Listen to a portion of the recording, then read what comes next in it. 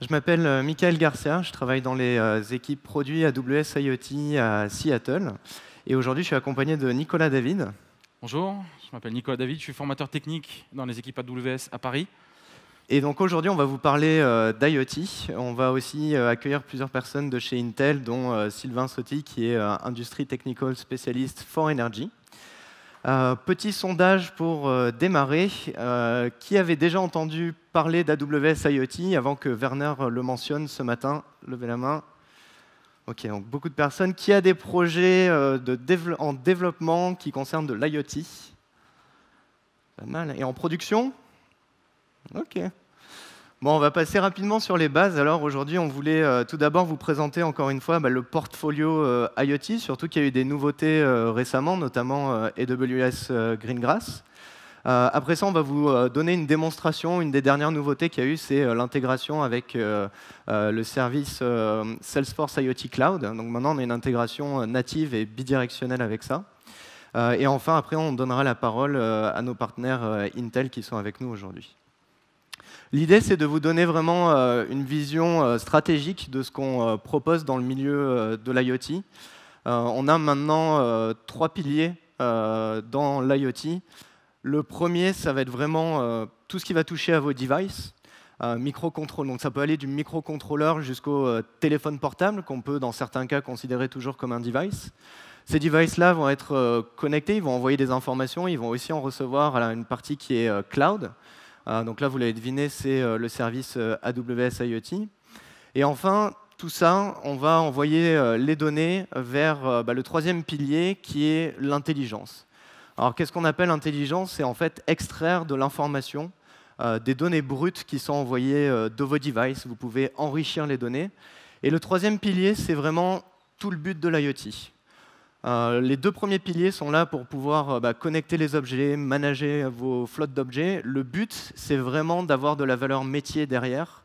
Donc ma recommandation, c'est que si vous êtes en train de démarrer un projet IoT ou c'est en développement, vérifiez bien en fait avec toute la partie métier que ce que vous allez faire à la suite de ça, il y aura soit des actions que vous pouvez proposer dans votre système qui ont une réelle valeur ajoutée, ou des services nouveaux que vous allez pouvoir proposer à vos utilisateurs, ou enfin, juste de l'information. Le fait de faire de l'analytique et de présenter de l'information sur quelque chose dont on n'avait pas la visibilité auparavant, là aussi, ça donne une valeur métier.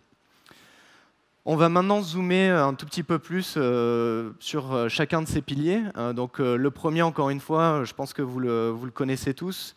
Pour rappeler les principales caractéristiques, on a la sécurité avec gestion de certificats, donc on fait du MQTT sur du protocole TLS 1.2.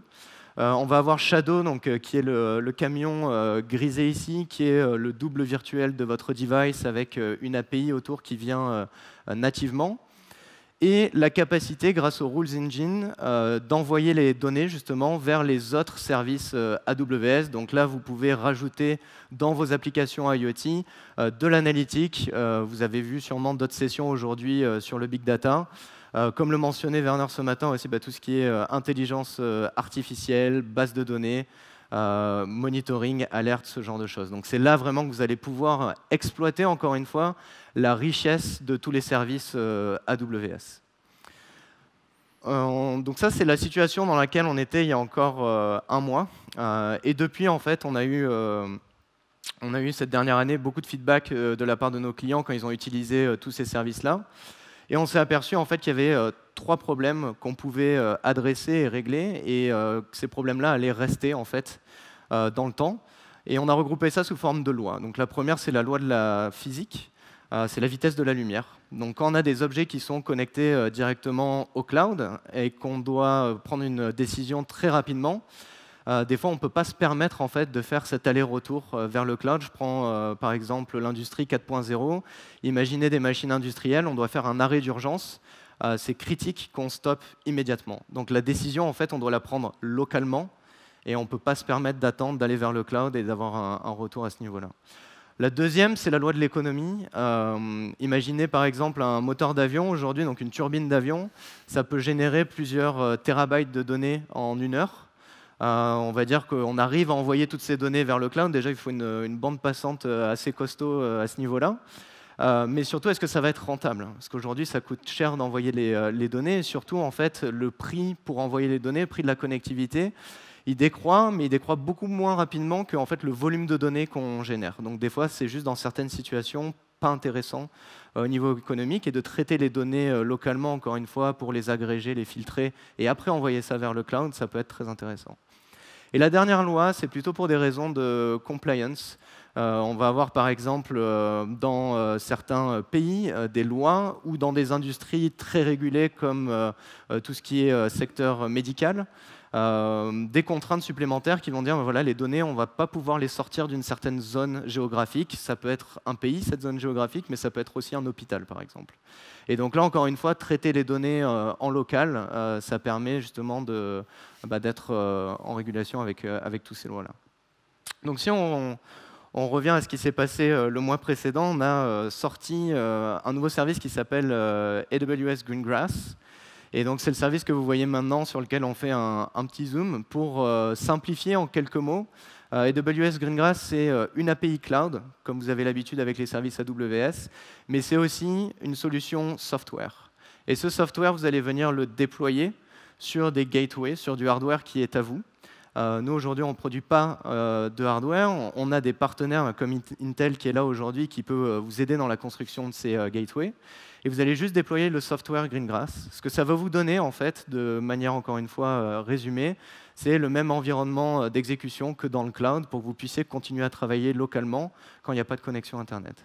Donc on voit sur la gauche de l'image, vous allez pouvoir connecter vos devices, donc ça peut être des microcontrôleurs comme des capteurs de température ou des gros camions à ces gateways avec Greengrass. Et ce que vous allez avoir, c'est tout d'abord un environnement d'exécution lambda. Donc tous les lambdas que vous programmez sur le cloud, vous pouvez les déployer en un clic grâce à ce software. Donc c'est l'agent AWS Greengrass qui s'occupe de ça, vous n'avez rien à faire, localement sur votre gateway. Vous allez pouvoir réagir à des événements locaux. Donc s'il y a plusieurs capteurs ou actionneurs qui sont connectés à votre gateway, ils vont pouvoir se parler entre eux. Vous allez aussi pouvoir synchroniser des états device shadow locaux. Donc avec AWS Greengrass en local, vous allez avoir pareil un service device shadow et ça va pouvoir être synchronisé vers le cloud. Et enfin, la sécurité, c'est aussi géré de la même manière avec un ensemble de certificats. Donc cette fois-ci, tous les use cases où on a vraiment un besoin de performance en local qui est microsecondes, millisecondes, on va être capable de les adresser grâce à cette gateway et Greengrass. On va pouvoir aussi être complètement déconnecté et opérer de la même façon, donc il ne va pas y avoir d'impact.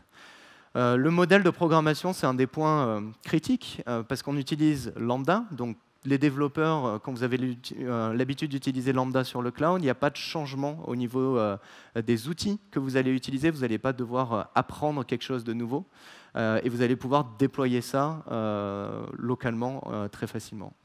Vous allez pouvoir réduire le coût de vos applications aussi, parce qu'encore une fois, on va filtrer les données localement. Et la sécurité, c'est toujours cet usage de certificats qu'on a. Donc pour résumer, Greengrass, il faut vraiment voir ça comme une extension du cloud, une extension du service AWS IoT. Vos devices en local vont être capables de tirer bénéfice de tout le processing qui est fait localement, mais aussi tirer bénéfice du cloud en même temps. Je vais vous montrer maintenant une vidéo de collègues en Allemagne qui ont justement utilisé Greengrass pour connecter des outils industriels.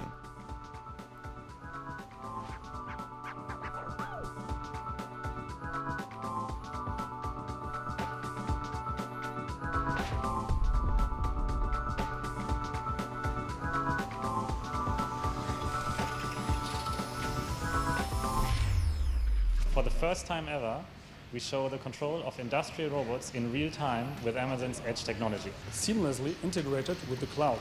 2 robot arms are passing an object around with the help of a conveyor belt, and they have to detect the object through 2 light barriers where the object goes through.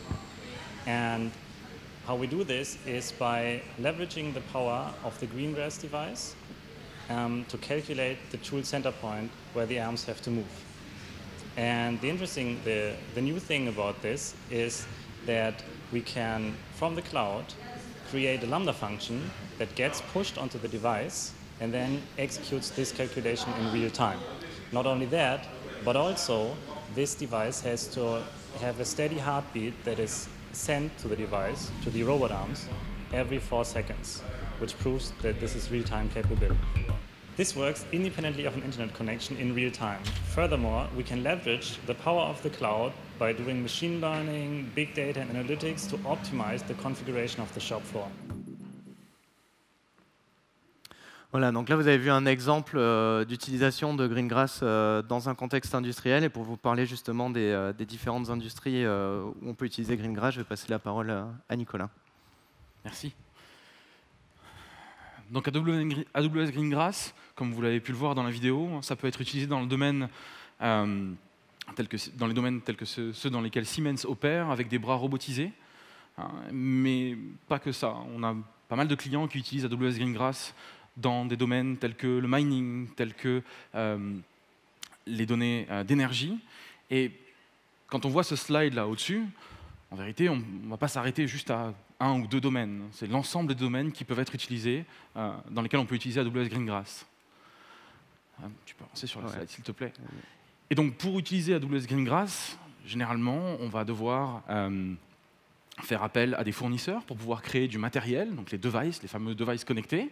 Sur ce device, on va rajouter du software, du logiciel, et puis il va falloir les connecter, ces devices, les connecter à AWS IoT. Et donc, pour le coup, vous allez pouvoir utiliser des protocoles comme par exemple du LoRa, du Sigfox ou de la 5G, pourquoi pas de la 4G, de la 5G. Et une fois que ce device est connecté, on va utiliser les données que ces devices remontent dans le cloud pour pouvoir générer de l'intelligence et des services pour vos utilisateurs finaux.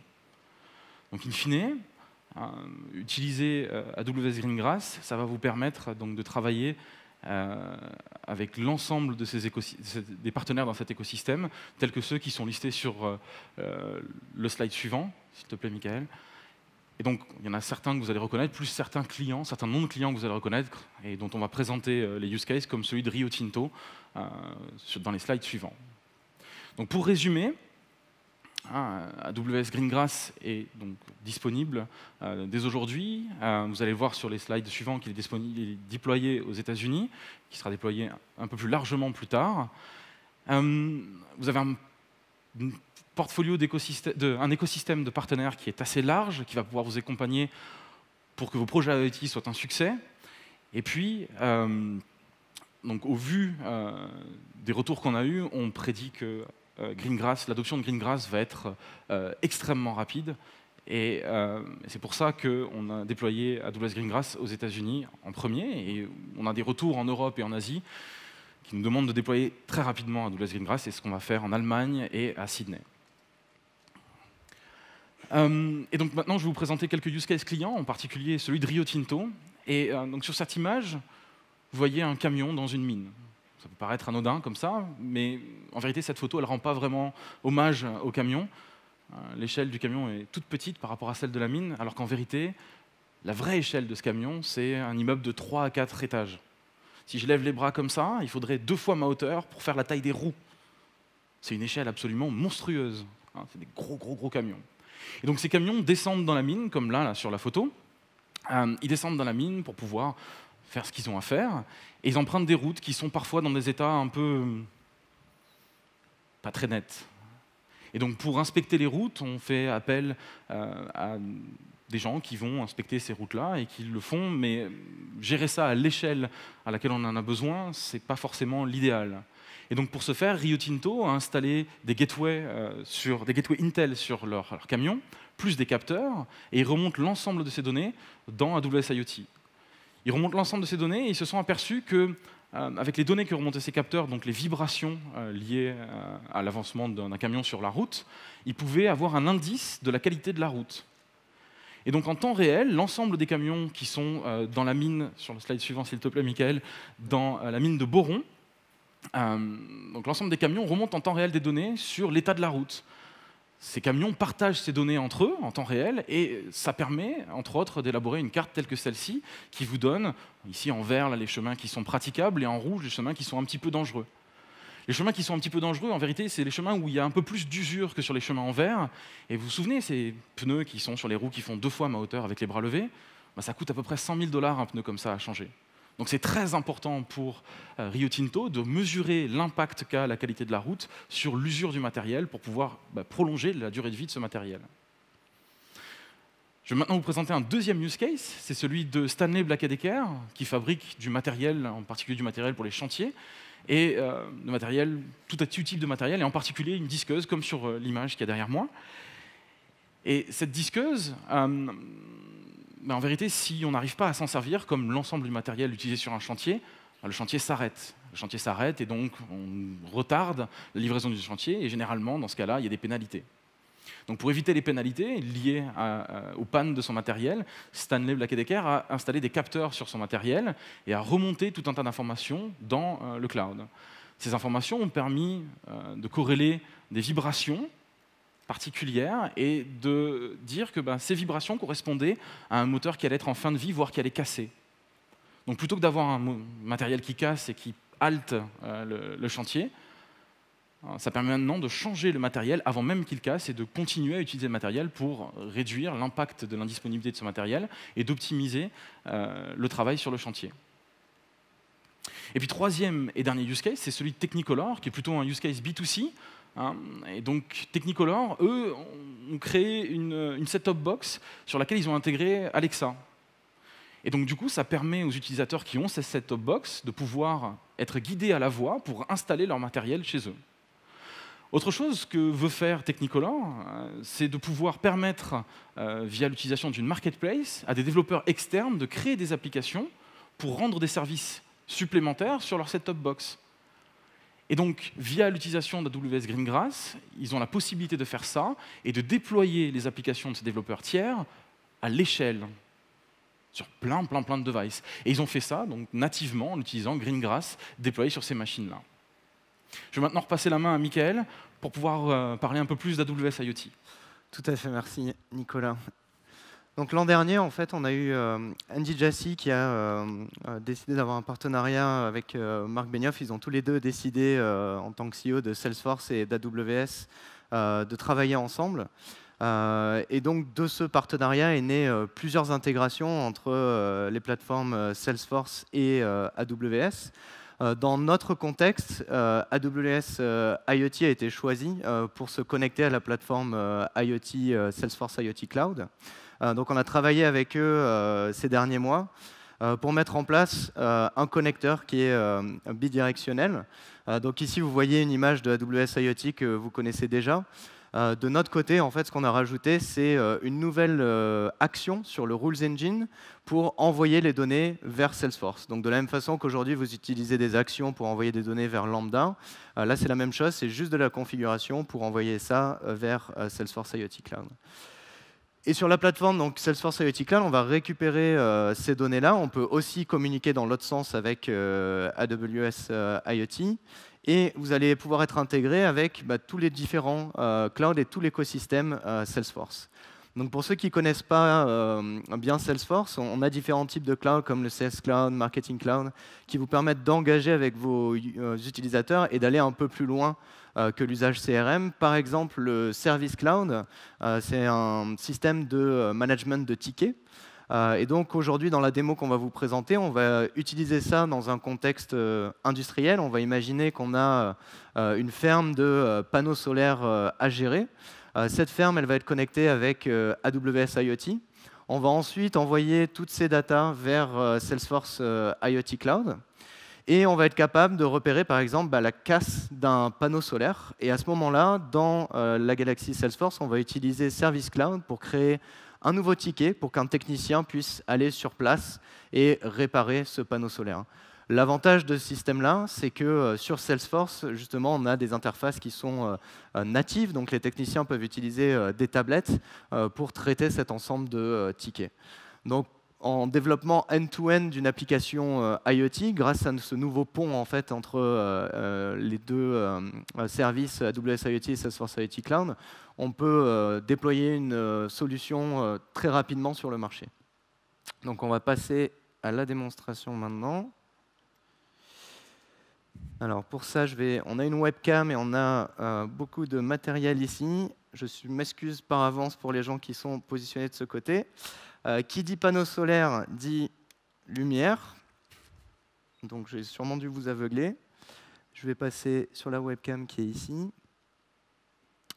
Rafraîchir les différentes interfaces que j'ai. Donc là, en fait, on va vous montrer le différent hardware qui est connecté aujourd'hui.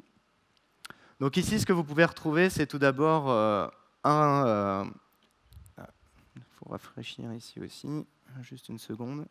Donc on a un Raspberry Pi qui est connecté à une carte électronique qu'on a conçue nous-mêmes, qui elle-même est connectée aux différents panneaux solaires. Les panneaux solaires vont remonter des données vers le Raspberry Pi environ toutes les 3 secondes. Et ensuite, ces données-là seront remontées vers le cloud AWS IoT. Raté. Salut. On va essayer de la resélectionner. Ah. Je vais la rebrancher peut-être. OK. Attends, on va la remettre comme ça. Hop.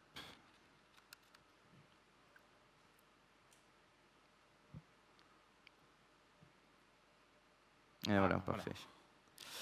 Donc ici, on voit la carte électronique. On va avoir le Raspberry Pi qui est juste ici. Si on vient sur la carte électronique, tous ces composants-là servent en fait à récupérer les données des panneaux solaires qui sont ici. Et vous voyez, tout ça est éclairé par le projecteur qui est ici. Donc tu peux le reposer au même endroit. Et on a une LED qui va changer de couleur ici pour répliquer l'état qui est sur le cloud. Et la LED utilise Device Shadow. Donc la première chose qu'on peut voir, là, tout est connecté. On a 2 dashboards, si tu veux dire un mot, Nicolas, sur les dashboards qu'on peut observer. Ouais, alors les dashboards, c'est du Kibana derrière. Et donc on a 2 types de dashboards qui sont disponibles. Le premier qu'a montré Michael, c'est un dashboard qui est, somme toute, très très simple, qui montre 4 courbes, pardon, dont 2 qui sont assez élevées, qui indiquent qu'effectivement on est en train de générer du courant à partir de ces panneaux solaires. Et puis le deuxième reprend à peu près les mêmes informations, mais il est un peu plus complet. Et vous voyez en bas, enfin un peu sur le milieu de la page, puisqu'on l'a réduit, vous avez un camembert qui reprend un peu de manière empilée la génération d'électricité de l'ensemble des panneaux solaires. Et donc là, justement, si on va aller un peu plus loin, on va voir si vous êtes toujours réveillé en fin de journée. À votre avis, on a Solar Panel numéro 7 et 8 qui sont en haut, numéro 6 et 5 qui sont ici en bas. Quels sont les panneaux solaires qui sont positionnés ici, près de la lumière et du projecteur, à votre avis, sur le graphe? 7 et 8, super. Tout le monde est encore réveillé, c'est parfait. Donc effectivement, ce sont ceux qui sont plus près. On voit que les données sont en temps réel. Donc si je passe ma main légèrement devant, on va voir ici qu'on va varier. Donc c'est rafraîchi toutes les 5 secondes environ. Donc là, utilisant le Rules Engine, on envoie toutes les datas, comme l'a expliqué Nicolas, vers Elasticsearch. On voit aussi qu'on a fait des miracles d'ingénierie. Ce projecteur est un projecteur de 500 watts. Et on a 50 mA en résultat, donc on n'est pas encore dans l'industrie de l'énergie, malheureusement. Donc maintenant qu'on a ça qui est connecté, on va passer côté Salesforce, où on va voir les données aussi qui vont être envoyées en temps réel. Et pour ça, en fait, on a créé côté Salesforce une machine qui permet de matérialiser en fait les différents états du panneau solaire. Donc au début, on a un état qui est normal, donc c'est la bulle verte qui est ici. On va voir les données qui arrivent. Donc là, on a 100% des données qui sont ici. Le numéro 4, c'est pour dire qu'il y a les 4 panneaux solaires. Et encore une fois, si je fais mon exemple de caché, donc là, je suis en train de mettre la main devant les 2 panneaux solaires devant. On va pouvoir retourner ici, donc on a le pic, et on voit qu'on a 2 panneaux solaires qui sont passés dans la bulle jaune. Donc ça, c'est peut-être qu'il y a un problème parce que l'intensité a diminué, on produit moins d'énergie. On va voir ce qui se passe si on attend un peu plus. Si on attend un peu plus, regardez les bulles encore une fois. On va repasser dans la bulle verte. Pourquoi? Parce qu'on a mis un timeout. Ça peut être simplement un nuage qui passe au-dessus de la ferme solaire. Donc je n'ai pas envie de déclencher une action de réparation si c'est juste un nuage qui passe. Maintenant, on va simuler qu'un panneau solaire devient sale, donc il y a de la poussière dessus par exemple. Et pour ça, en fait, je vais cacher un des panneaux solaires qui est derrière, donc ici, je vais mettre ma main devant. Tu vas bronzer un peu aussi. Je vais bronzer un peu et c'est très très chaud. Donc je vais voir encore une fois un pic au niveau des données. Et au niveau Salesforce, on voit qu'on est passé dans l'état jaune, donc il y en a un 25% qui est passé ici, et on va passer sur l'état violet. Et quand ça va arriver, on va essayer de nettoyer les panneaux solaires. Et donc là, en fait, je fais une rotation des panneaux solaires, c'est monté sur 2 axes pour simuler le fait qu'on les nettoie. On peut très bien imaginer que dans une ferme solaire, on peut avoir autre chose qui vient nettoyer automatiquement les panneaux solaires. Encore une fois, dans cette démo-là, on a eu les données qui sont venues de Salesforce, et maintenant on voit que dans le jaune, tout le monde est passé ici. C'est normal parce qu'en tournant, on a eu un gros pic qui est là. Plus personne n'était exposé à la lumière, mais on ne va pas redéclencher une action de nettoyage, on revient à la normale, vu qu'encore une fois, c'était uniquement temporaire. Donc maintenant que le panneau solaire, on va dire, on a déjà essayé de le nettoyer une fois, je vais remettre ma main devant le même. À ce moment-là, on va repasser dans la même boucle. Étant donné qu'on a déjà essayé de le nettoyer et qu'on n'a quasiment plus aucune intensité, cette fois-ci, en fait, on va déclarer une panne en disant c'est pas normal, on a 0 volt alors que les autres panneaux solaires produisent de l'énergie. On a déjà essayé de le nettoyer. On voit maintenant, on passe dans l'état on-site repair. Et qu'est-ce qui s'est passé à ce moment-là? Si je rafraîchis mon écran, mon tableau Salesforce, on va voir que j'ai un nouveau ticket qui est apparu. Donc, dans la terminologie Salesforce, ça s'appelle un case. Je vais pouvoir cliquer dessus. On voit que le device ID qu'il a déclenché, c'est le solar panel numéro 5. Donc, c'est bien celui que je cachais avec ma main. Et si j'étais à la place d'un technicien, donc on va dire si Nicolas justement était technicien avec une tablette, il aurait directement ça dans son interface avec, ben voilà, il y a un nouveau ticket qui a été créé. Il va avoir les informations qui vont arriver du solar panel, donc il peut justement prendre la bonne boîte à outils par rapport à ce qu'il peut déjà voir qui est envoyé comme information venant d'AWS IoT.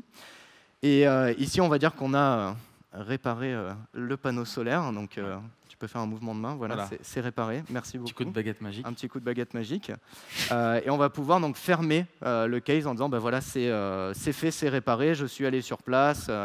Et on voit maintenant qu'on est passé dans un état de Customer Confirmation. Pourquoi? Parce que dans un contexte B2B, peut-être qu'avant de réintégrer ce panneau solaire dans ma ferme de panneaux solaires, j'ai des contrôles supplémentaires à faire. Je vais peut-être venir vérifier qu'effectivement, il produit bien de l'énergie, que d'autres indicateurs sont au vert. Et après, je vais pouvoir le réintégrer justement dans mon cycle de génération d'énergie. Donc la dernière étape qui me reste à faire, c'est de confirmer que tout va bien. Donc ça, je vais laisser Nicolas le faire en cliquant. Tu peux le mettre devant la webcam. Ouais. Voilà ce qui se passe. Et donc là, voilà, on a juste le clic d'un bouton. Maintenant, tu peux reculer, sinon on va cacher. Et du coup, ça va être la confirmation. Donc dès que le bouton sera passé au vert et qu'on aura une fonction lambda qui a été déclenchée derrière, on va repartir en fait à 0 pour dire, ben voilà, tout a été réparé. Donc ce qui vient de se passer maintenant. Ouais, donc j'espère que cette démo vous aura plu. L'important de voir, en fait, c'est vraiment la communication entre les deux services IoT et le fait que ça permette de déployer des applications end-to-end beaucoup plus rapidement parce que vous allez utiliser énormément de fonctionnalités qui sont natives. Et tout ça, pour le mettre en place, c'est uniquement de la configuration et ça peut quand même vous amener à régler des use cases qui sont complexes. Donc maintenant, je vais passer la main à Intel, qui vont venir vous parler plus d'un use case B2C. Eux, ils vont utiliser Alexa, ils vont parler de tout ce qui est Smart Home. Merci, Michael. Ouais. Alors, je vois que tu m'as chauffé le bureau avec les panneaux solaires. Donc là, il fait super bon. Et en effet, pour le domaine de l'énergie, les panneaux solaires, c'est un des devices qu'on intègre souvent dans les maisons. Voilà, merci beaucoup. Donc, je vais vous parler un petit peu de la vision d'Intel pour tout ce qui est Smart Home. La vision qu'on a, c'est que le Smart Home, souvent les gens installent différents devices. Avec un peu de chance, ça communique sur le cloud et ça envoie des données. Nous, on pense qu'il faut aller encore au-delà, que notamment les utilisateurs vont chercher des expériences diverses à travers cette installation. Donc, ce qu'on va chercher, nous, c'est avoir une solution qui, de bout en bout, permet d'être tout d'abord perspicace. La solution doit s'adapter et deviner quels sont vos besoins dans le temps. Elle doit être aussi sensible. Donc, forcément, on a besoin d'un certain nombre de capteurs à votre domicile. On peut imaginer, si on recherche des interactions par la voix, d'avoir des capteurs de voix dans chaque pièce, chaque chambre et pas seulement une seule pièce. Et on a besoin d'un système autonome. Alors on peut imaginer que dans l'autonomie, ce qu'on pense notamment, c'est que le système doit évoluer, se reparamétrer lui-même sans que vous ayez tous les jours, toutes les semaines, à rentrer des règles différentes, des paramétrages sur les différents objets qui sont vus et observés par le système. Alors si on regarde un petit peu plus l'architecture qu'on imagine, elle est très simple. Il y a différents objets chez vous qui communiquent en Bluetooth, en Zigbee, en Z-Wave, et éventuellement d'autres protocoles industriels qu'on sait aussi rajouter sur des gateways. Et alors, ces différents devices vont parler avec une Smart Home Gateway. Donc là, j'en ai rapporté typiquement une, qu'on utilise pas mal dans le monde de l'énergie et du Smart Home. C'est très petit, ça consomme très peu. On peut mettre de l'intelligence en local dessus. Ce device va discuter en Wi-Fi avec le modem routeur qui, lui, renvoie des informations par le câble, la fibre, la 5G vers le cloud. En même temps, on peut installer le Smart Speaker qui, lui aussi, va renvoyer des informations pour être traité, typiquement au niveau de la voix. On peut même, en fait, prendre une Smart Home Gateway et un Smart Speaker et les combiner ensemble. Donc ça, ce sont des choses qu'Intel a déjà montrées au CES à Las Vegas. Donc on peut avoir les deux objets en un seul. En fait, Intel travaille beaucoup avec Amazon pour développer des objets. Si vous regardez tout ce qui est Amazon Echo Show, Amazon Echo Look, en fait, le travail a été fait entre Amazon et Intel. Donc l'idée, en fait, derrière ce genre de système, c'est d'avoir de l'intelligence localisée et ensuite de l'intelligence déportée sur le cloud. Vraiment, on a le choix de répartir l'intelligence entre les deux systèmes. Alors, partons du principe que l'installation a été faite correctement. Qu'est-ce que l'on va apporter à l'utilisateur chez lui? Alors, les cas classiques, on va l'aider à gérer toutes ses corvées, gérer des calendriers, avoir des règles qui s'enclenchent automatiquement pour régler les différents devices à domicile. Ce qui va être aussi beaucoup plus intéressant, c'est d'avoir des cas d'usage contextuels. Donc, ce qu'on attend, c'est que le système réponde aux différents habitants de la résidence, donc aussi de pouvoir s'adapter aux parents, aux enfants, de savoir distinguer les différents utilisateurs, de savoir dans différents contextes vous apporter la donnée pertinente. Si vous êtes en train de faire du sport, vous donnez une information pertinente sur votre santé ou votre bien-être et pas sur votre consommation d'énergie. Si vous passez à côté de votre compteur électrique, là, c'est peut-être le bon moment de vous donner une information sur la consommation électrique. Donc vraiment, l'idée, c'est de pouvoir contextualiser l'information qui vous est donnée. La troisième partie, qui est peut-être encore plus importante pour Intel, c'est la partie sécurité. On va gérer votre domicile, donc on apporte déjà un niveau de sécurité au domicile, mais en plus, ce qu'on veut apporter, c'est un niveau de sécurité sur les données. Donc la Smart Home Gateway, en fait, va pouvoir trier les données qu'elle envoie sur le cloud. Donc on peut, de façon assez intelligente, trier ce qu'on va donner. On peut aussi faire des intégrations des nouveaux objets de façon intelligente. Je viens de recevoir une nouvelle batterie, un nouveau véhicule électrique à la maison. Je le connecte, il est automatiquement découvert par la Smart Home Gateway. Donc la Smart Home Gateway va commencer à émettre une partie de ces informations vers le cloud, mais vous, en tant qu'utilisateur, vous allez peut-être donner un certain niveau de confidentialité et d'autorisation sur les données qui vont être émises vers le cloud. Donc ça permet d'un pays à l'autre de régler en fait le niveau de privacy sur les données que je vais autoriser à exporter sur du cloud. Donc ça permet de résoudre énormément de problèmes qu'on peut avoir d'un pays à l'autre où les règlements sont très différents.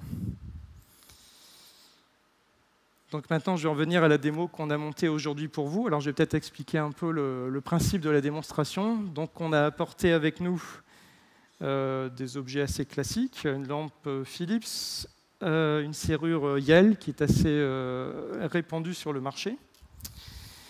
On vous a aussi apporté le Smart Speaker. Donc on va travailler avec Amazon Echo. À chaque fois que je vais parler, en fait, la voix va être processée et envoyée sur les voice services d'Amazon. La phrase est retournée sur la Smart Home Gateway qui va la réinterpréter et donner des commandes en local. Ça donne un certain niveau de sécurité. On aurait aussi pu utiliser des skill sets et on aurait même pu renvoyer des commandes intelligibles directement par la Smart Home Gateway. On vous a aussi rapporté un volet roulant électrique qu'on va piloter. Et donc l'idée, c'est qu'à chaque fois que je vais dire à Alexa que je suis en train de me réveiller ou de me coucher, ce contexte est transmis, renvoyé sur la Smart Home Gateway qui va déclencher tout un ensemble d'actions en fonction de la situation que je suis en train de décrire. Est-ce qu'on est le matin, est-ce qu'on est le soir?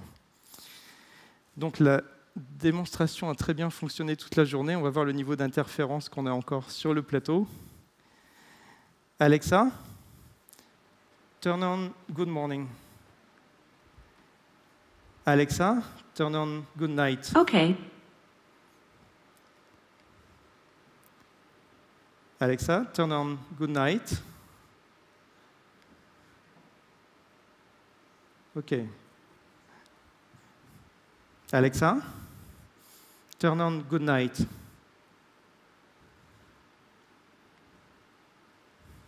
Okay.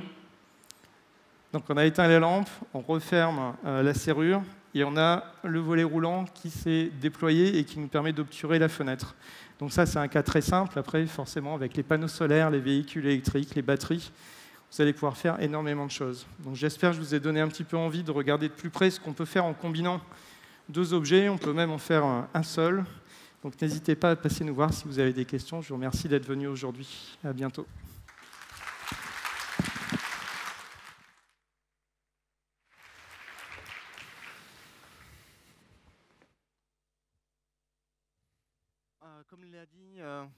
Comme l'ont dit mes prédécesseurs, n'hésitez pas à donner votre feedback. Pour nous, c'est vraiment important. C'est le moyen qu'on a d'améliorer ce type de session. Donc n'hésitez pas à aller en ligne et remplir le questionnaire. J'espère que cette session vous a plu. On reste après cette session dans les environs. Si vous souhaitez discuter des objets qu'Intel a apportés aujourd'hui ou de la démo que vous avez vue, n'hésitez pas. Quand la dernière session de clôture démarrera, après on ira à l'extérieur, mais n'hésitez pas à venir nous voir si vous avez des questions. Je vous remercie pour votre attention.